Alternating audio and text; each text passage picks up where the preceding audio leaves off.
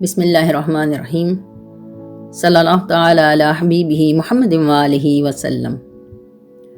الا ان اولیاء اللہ لا خوف علیہم ولا هم یحزنون۔ جنوری 2026 کے ماہنامہ کلندر شعور میں سربراہ سلسلہ عظیمیہ شیخ حج شمس الدین عظیمی لکھتے ہیں کہ اس دنیا میں ہر آدمی ایک ریکارڈ ہے اور اس کی ساری زندگی فلم ہے۔ گھما پھرا کر بات کی جائے تو کہا جائے گا کہ عالم ناسود کا ہر باسی ایک منظرنامہ ہے۔ منظرنامہ زندگی کے کرداروں کو ایک جگہ جمع کر دیتا ہے، ایسے کردار جو کسی فرد کی انفرادی زندگی کو نمایاں کرتے ہوں اور اس کے ماحول میں جو کچھ ہے منظر عام پر لے آتے ہوں۔ جب ہم لکھتے ہیں ہمارے سامنے زندگی میں بسنے والے سارے کردار ہوتے ہیں، اور جب ہم دیکھتے ہیں تو ہم خود زندگی کے ان کرداروں میں کھو جاتے ہیں جن سے ہم گزر چکے ہیں یا گزر رہے ہیں۔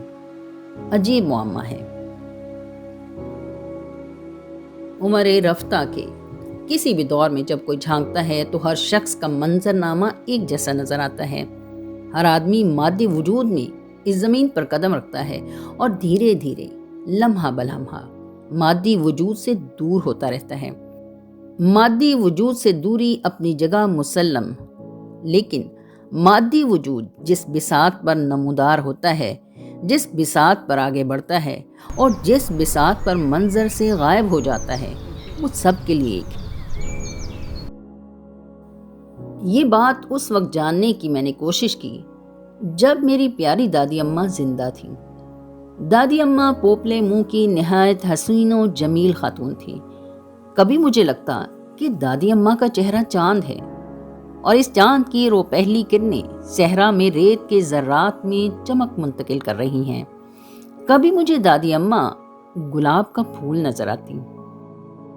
دادی اماں کی اینک کے موٹے بھاری گلاس کے نیچے مجھے ان کی آنکھیں غزال چشم نظر آتی، اور جب میں ان کے گلے میں باہیں ڈال کر ان کی آنکھوں میں اتر جانے کا سپنا دیکھتا تو دادی اماں مجھے خود سے چمٹا کر اتنا پیار کرتی کہ خمار چھا جاتا اور میں ان کی گود میں سو جاتا۔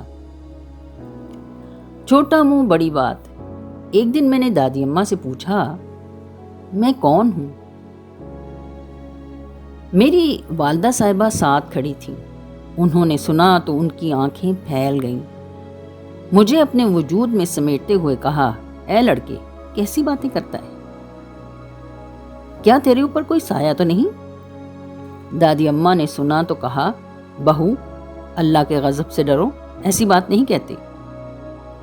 ماں جی نے کہا، تائی جی دیکھو تو صحیح یہ کیا کہہ رہا ہے، پوچھتا ہے میں کون ہوں، اس کی عمر تو دیکھو۔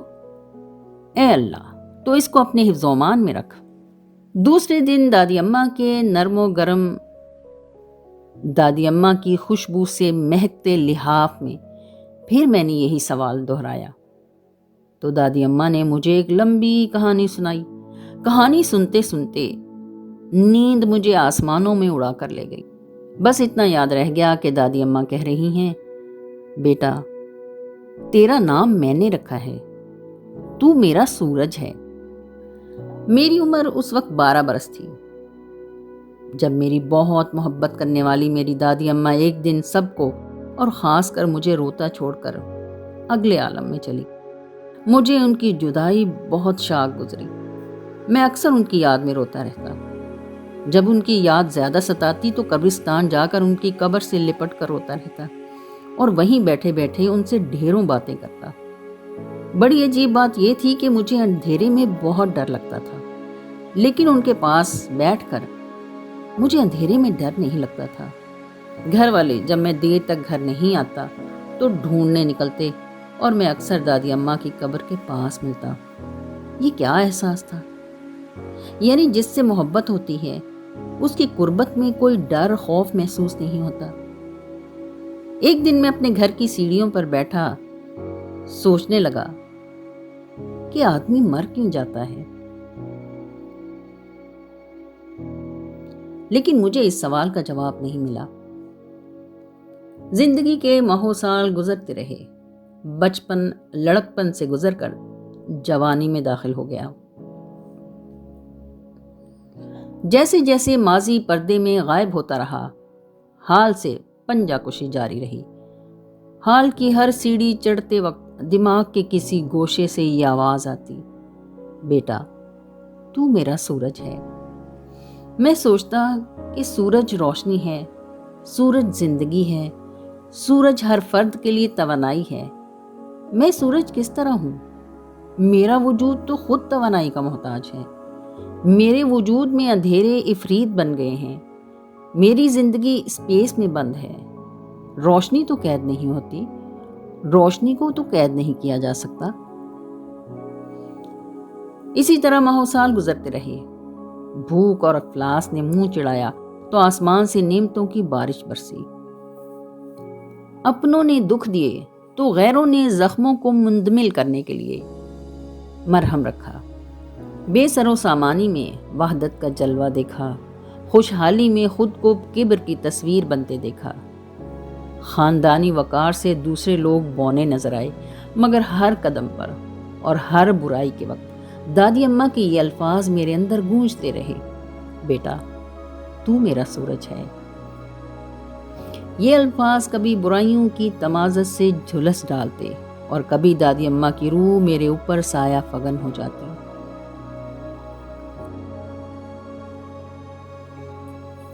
ایک روز جب میں دریائے ہلاکت و تاریکی میں ڈوب کر مر جانا چاہتا تھا، دادی اماں کی روح نے مجھے سہارا دیا اور کہا، بیٹا انتظار کر، تیرے اوپر اللہ کی رحمت نازل ہو چکی ہے۔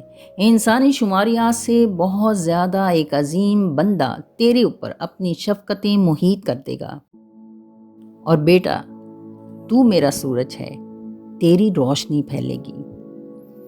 دادی اماں کے الفاظ بھول کے خانے میں جا پڑے کہ بیٹا تو میرا سورج ہے، لیکن دادی اماں کے یہ الفاظ عظیم بندہ ملے گا خون کے ساتھ میرے اندر مسلسل گردش کرتے رہے۔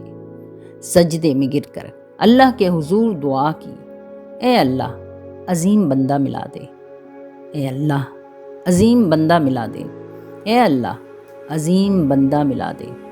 اور اللہ کا فرستادہ عظیم بندہ مجھے مل گیا، جن کا نام نامی اسم گرامی محمد عظیم برخیہ المعروف حضور قلندر بابا اولیاء ہے۔ پھر میں نے اللہ سے دعا کی، اے میرے رب مجھے خود مختار زندگی سے نجات دے اور پابند زندگی عطا فرما۔ جب استاد نے سب کچھ بتانا ہے تو چھوٹے بچے کی طرح خود کو استاد کے سپرد کر دینا چاہیے، اور میں نے تہیہ کر لیا کہ اب مجھے خود مختار زندگی نہیں گزارنی۔ جو کچھ کہا جائے گا اس پر عمل کروں گا، بات سمجھ میں آئے یا نہ آئے تعمیل ہوگی۔ ایک دن مرشد عظیم نے کسی سے فرمایا، اگر خواجہ صاحب کی تربیت نہ کرنی ہوتی تو میں کبھی خود کو ظاہر نہ کرتا۔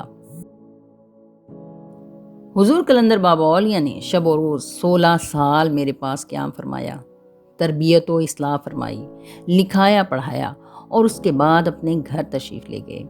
ایک صاحب نے عرض کیا، خواجہ صاحب کے بارے میں کچھ ارشاد فرمائیں۔ تو عظیم روحانی بندے قلندر بابا اولیاء رحمۃ اللہ علیہ نے فرمایا، خواجہ صاحب کو میں نے سل میں پیس کر سرما بنا دیا ہے، چاہے پھونک مار کر اڑا دو یا آنکھ میں لگا لو۔